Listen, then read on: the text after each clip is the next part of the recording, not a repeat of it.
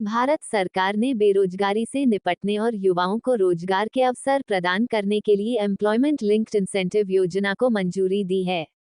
ये योजना, जिसे केंद्रीय मंत्रिमंडल ने 1 जुलाई 2025 को स्वीकृति दी, अगले 2 वर्षों में 3.5 करोड़ से अधिक नौकरियों का सृजन करेगी।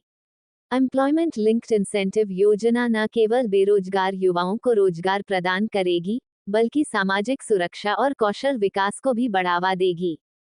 एम्प्लॉयमेंट लिंक्ड इंसेंटिव योजना के तहत रोजगार सृजन योजना 2 भागों, भाग ए कर्मचारी प्रोत्साहन और भाग बी नियोक्ता प्रोत्साहन में विभाजित है।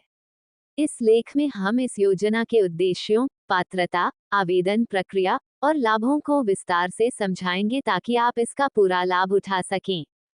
एक राष्ट्रीय स्तर की महत्वाकांक्षी योजना है, जिसे 2025 के केंद्रीय बजट में घोषित किया गया था।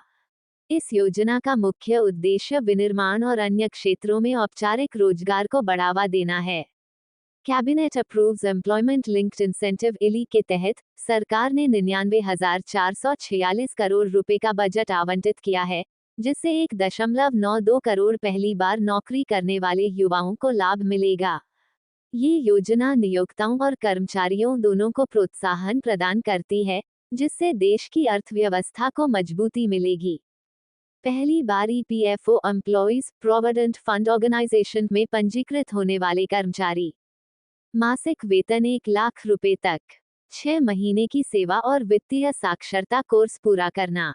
आधार और बैंक खाते का लिंक होना अनिवार्य। नियोक्ताओं के लिए ईपीएफओ में 3 साल का योगदान रिकॉर्ड। न्यूनतम 50 नए कर्मचारी या पिछले वर्ष के कर्मचारियों का 25% जो भी कम हो भर्ती करना।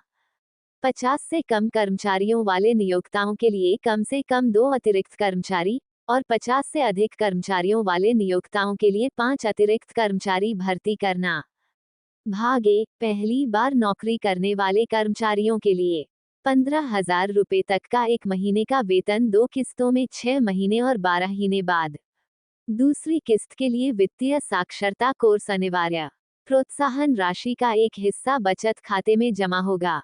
भाग बी, नियोक्ताओं के लिए प्रति अतिरिक्त कर्मचारी 1,000 रुपए से 3,000 रुपए प्रति माह की प्रोत्साहन राशि। विनिर्माण क्षेत्र में तीसरे और चौथे वर्ष तक लाभ। न्यूनतम 6 महीने तक कर्मचारी को बनाए रखना अनिवार्य।